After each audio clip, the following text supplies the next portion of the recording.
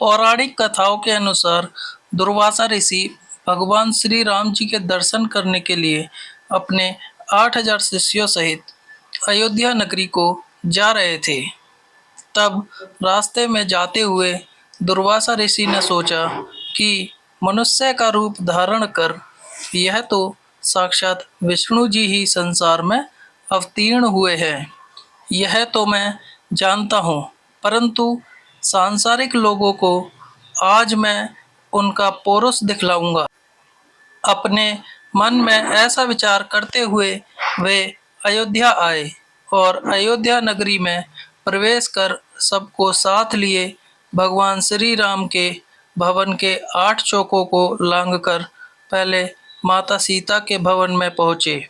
तब शिष्यों सहित दुर्वासा ऋषि को माता सीता के द्वार पर उपस्थित देख पहरेदारों ने जल्दी से दौड़कर भगवान श्री राम को इसकी सूचना दी।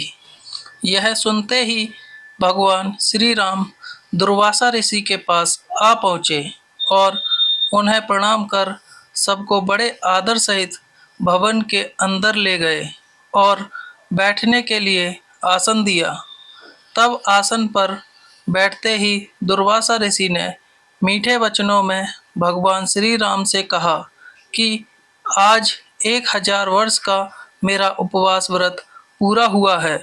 इस कारण मेरे शिष्यों सहित मुझे भोजन कराइए और इसके लिए आपको केवल 1 मुहूर्त का समय देता हूँ। साथ ही यह भी ध्यान रहे कि मेरा यह भोजन जल, धेनु और अग्नि की सहायता से प्रस्तुत ना किया जाएगा।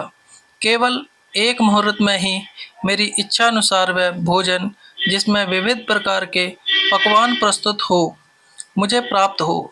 इसके अतिरिक्त यदि तुम अपने गृहस्थ धर्म की रक्षा चाहो तो शिव पूजन के लिए मुझे ऐसे पुष्प मंगवा दो जो आज तक यहाँ किसी ने ना देखे हो। यदि यह तुमसे ना हो सके तो मुझसे स्पष्ट कह दो कि इसमें असमर्थ हूँ, मैं यहाँ से चला जाऊँगा। दुर्वासा ऋषि की इस बात को सुनकर भगवान श्री राम ने मुस्कुराते हुए नम्रता से कहा, भगवान आपकी यह आज्ञा मुझे स्वीकार है। तब भगवान श्री राम की बात सुनकर दुर्वासा ऋषि ने प्रसन्न होकर कहा, मैं सरयू नदी में स्नान करके वापस आता हूँ। शीघ्रता करना। हमारे लिए सब सामग्रियों को प्रस्तुत करने के लिए अपने भाइयों तथा सीता को शीघ्रता के लिए कह देना। भगवान श्री राम ने कहा, अच्छा आप जाइए स्नान करके आइए। दुर्वासा ऋषि स्नान करने चले गए। भगवान श्री राम चिंतित हो गए। लक्ष्मण, भरत, शत्रुघ्न और माता सीता तथा सब के सब व्याकुल होकर भगवान श्री राम की ओर देखने लगे कि महर्षि ने तो इस प्रकार की सब अद्भुत वस्तुएं मांगी हैं, इसके लिए देखें कि अब भगवान क्या करते हैं। क्योंकि बिना अग्नि, जल और बिना गौ के उनके लिए किस प्रकार से भोजन प्रस्तुत करते हैं। तब भगवान श्री राम ने लक्ष्मण से एक पत्र लिखवाया, फिर उस पत्र को अपने बाण में बांधकर धनुष पर चढ़ाया और छोड़ दिया। वह बाण वायु वेग से उड़कर अमरावती में देवराज इंद्र की सुधर्मा नामक सभा में जाकर उनके सामने गिर पड़ा। उस बाण को देखकर देवराज इंद्र व्याकुल हो गए कि यह बाण किसका है। उठकर देखा तो उस पर भगवान श्री राम का नाम लिखा हुआ था। फिर उसमें बंधे हुए पत्र को खोलकर पढ़ा। पत्र खुलते ही वह बाण फिर वहां से उड़कर भगवान श्री राम के तरकस में आ घुसा। उधर देवराज इंद्र ने उस पत्र को सभा में बैठे हुए सब देवताओं को सुनाया। उसमें लिखा था, देवराज इंद्र, स्वर्ग में सुखी रहो। मैं सदा तुम्हारा स्मरण करता हूँ, परंतु मैं तुम्हें आज एक आज्ञा देता हूँ। आज 1000 वर्ष के भूखे दुर्वासा ऋषि अपने 8000 शिष्यों के साथ अयोध्या नगरी में आए हैं। वे ऐसा भोजन चाहते हैं जो गौ, जल अथवा अग्नि के द्वारा सिद्ध ना किया हो। इसके साथ ही उन्होंने शिव पूजन के लिए ऐसे पुष्प मांगे हैं जिन्हें कि अब तक मनुष्य ने ना देखा हो। मैंने उनकी यह मांग स्वीकार कर ली है। वे सरयू नदी में स्नान करने गए हैं, इसलिए तुम शीघ्र ही कल्प वृक्ष और परिजात जो क्षीर सागर से निकले हैं क्षण मात्र में मेरे पास भेज दो। इसके लिए रावण के संहारक मेरे बाणों की प्रतीक्षा मत करना। यह पत्र देवताओं को सुनाकर देवराज इंद्र तत्काल उठ पड़े और कल्प वृक्ष तथा परिजात को साथ लेकर देवताओं सहित विमान में बैठकर अयोध्या नगरी में आ पहुंचे। लक्ष्मण जी ने देवराज इंद्र का स्वागत किया।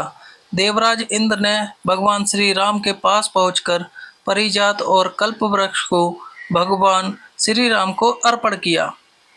इतने ही में सरयू तट से दुर्वासा ऋषि ने अपने एक शिष्य को भगवान श्री राम के पास भेजा कि तुम जाकर देखो कि श्री राम इस समय क्या कर रहे हैं। मैंने जो आज्ञा दी है उसके अनुसार कुछ अन्न अब तक बना है कि नहीं, अब तक वैसे ही चिंतामग्न हैं या कुछ कर रहे हैं। यदि मेरी आज्ञा अनुसार पकवान प्रस्तुत कर रहे हैं तो अब तक कितनी सामग्री तैयार हुई है, यह सब तुम चुपके से देखकर वापस मेरे पास आओ। तब जो आज्ञा, ऐसा कहकर वह शिष्य श्री राम के भवन में आया।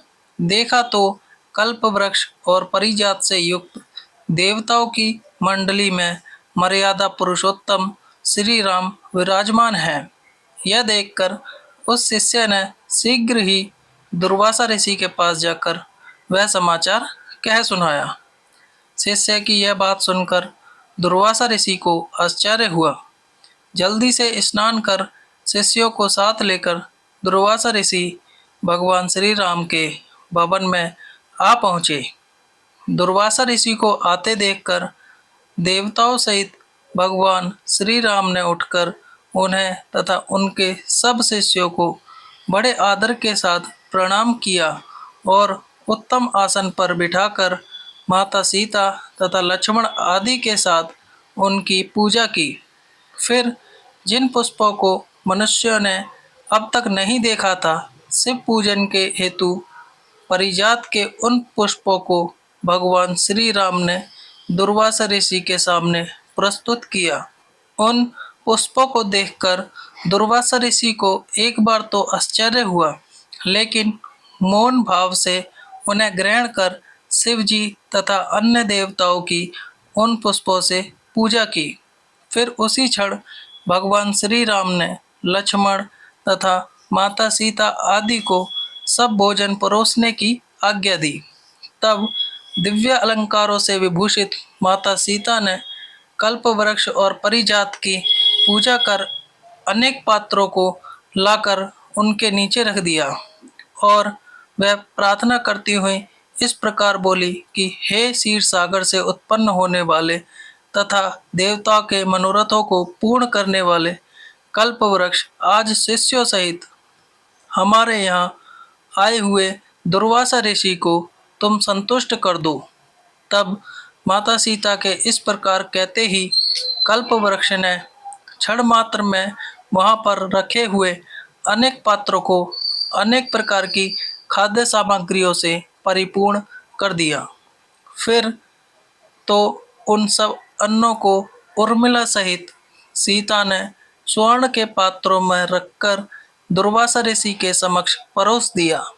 फिर तो भगवान श्री राम से निवेदित दुर्वासा ऋषि ने अपने शिष्यों के साथ बड़े प्रेम से वह भोजन ग्रहण किया। भोजन ग्रहण करने के बाद भगवान श्री राम से तांबुल और दक्षिणा लेकर वहां से अपने शिष्यों के साथ वापस रवाना हो गए। वीडियो अगर पसंद आया हो तो वीडियो को लाइक और चैनल को सब्सक्राइब करें और अपने दोस्तों के साथ शेयर करें और कमेंट बॉक्स में जय श्री राम अवश्य लिखें। धन्यवाद।